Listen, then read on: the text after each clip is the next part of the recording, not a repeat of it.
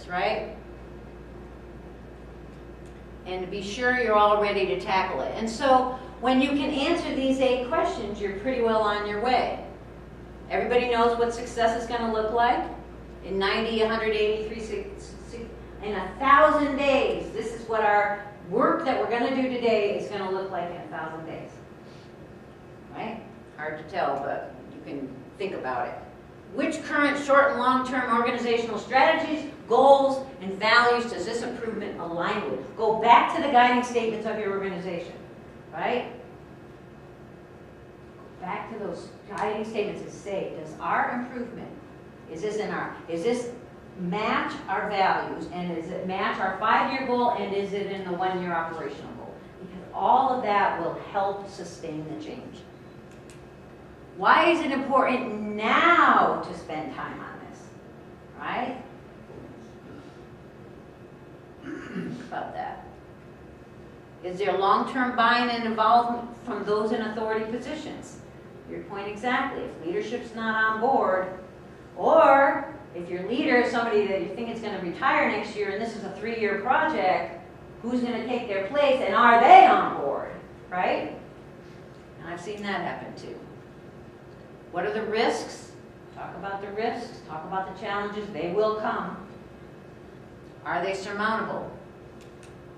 What is the consequence for non-compliance once you've rolled it out?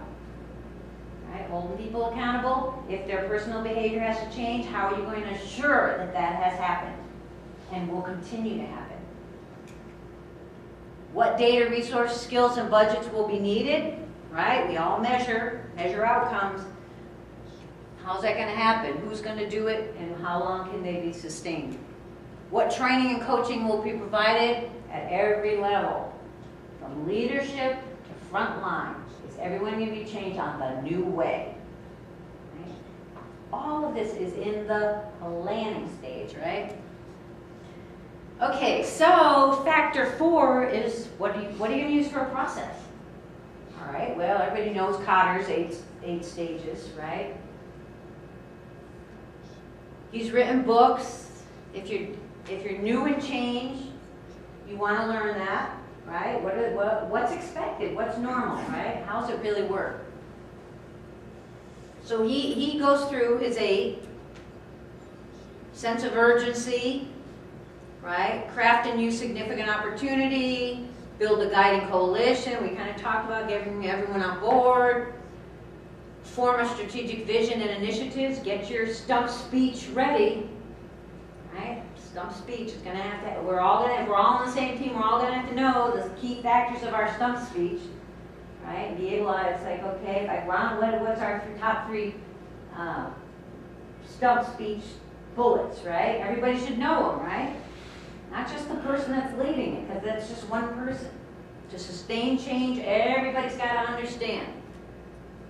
Enlist the voluntary army, right? You're always getting people on board. Come with me, let's go look at the house in the Heights. You're going to love it, right? Enable action by removing barriers. Again, helping people through the change. Gail, I'd love to help you. There's no way, we're short-handed. We have no budget, right? Well, what can I do to help this person? Because I want them on board with me. So what am I going to do to help? Well, you have to figure that out. Generate short-term wins. Really important. You got to make that first win pretty achievable quickly. So you can say, hey, you know what? In the first 6 weeks, we got this done. Look, we're on the road. The journey's begun. Right? See the light out there. So figure out something to win pretty quick. Something. Sustain acceleration, right? And then institute the change. And it's, as you lead change, you might want to check against these stages. Have I done it? Can I do more? Ask your team. How are we doing? How are we doing on this? How are we doing on that? Get the feedback. Find out, because you're just one person. How do you know, really? You have your own perspective, but you don't really know. So you have to pick a process. So whether you pick Cotter's or if you do Lean Six Sigma, I know there's a few experts here in the room. You want to do, whatever methodology you choose to run the improvement through, have a process that you've already set on. This is the process, team, this is what we're going to follow. I think we should follow Cotter's 8 stages. Anybody against that? You know, get people on board. Anyone have a better process? I'm open, right?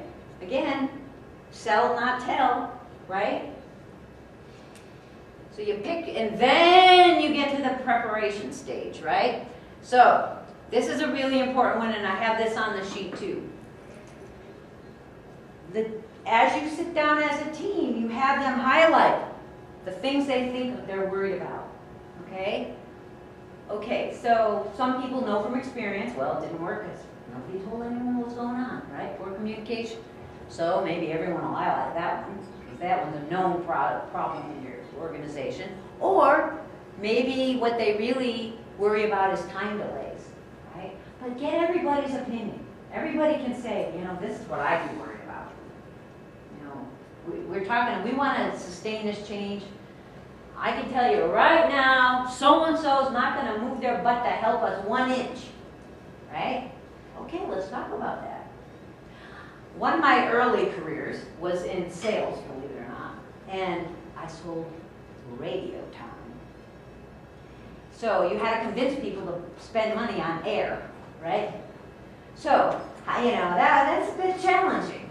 So you had to really be able to prepare to fail. Because you knew most people were going to say, no, you know, I'm not going to spend money on air, you know. So one of my early lessons in sales was being happy to get a no. We're not going to do business with you, Gail. And why was I happy about that? Because my sales manager taught me that at some point you'll get a yes. And you'll find out what your ratio is. So if you have to get 10 no's to get 1 yes, then you're closer to a yes if you get a no. So like, all right, I got another no today. Knowing that if my ratio holds true, by the time I get to that 11th person to ask, you want to buy airtime? They're going to say yes. And damn it, it didn't work. So you got 10% of your sales? It works. Once you know your ratios in sales, you can predict. You can predict it. Right? And I'm not a mathematician, but it worked.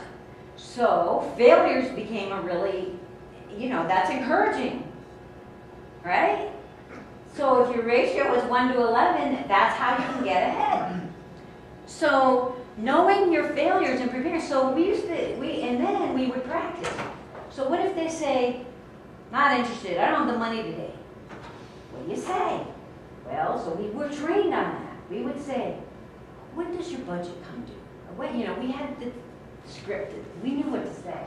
So when they would say it, you'd almost do, yes, I know what to say. And you'd ask them the questions that you were practiced asking, and you felt in control of the situation because you prepared, right?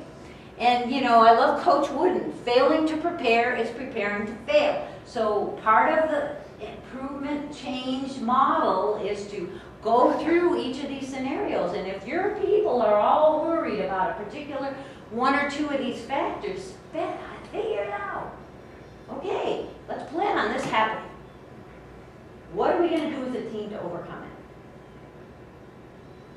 Can we go around it? Can we jump over it? But sit down with your team and figure it out. How many people do that? Only in sales, where your money is based on getting to the yes, right? But let me tell you, it works in any industry. So, sustainability is woven in during the planning step. Dr. Snee says many organizations focus on sustaining the gains only after improvement is achieved.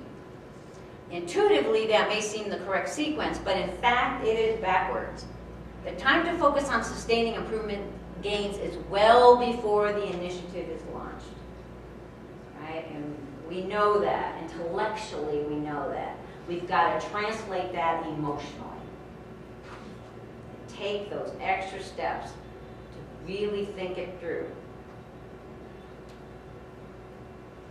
So be sure, before you execute,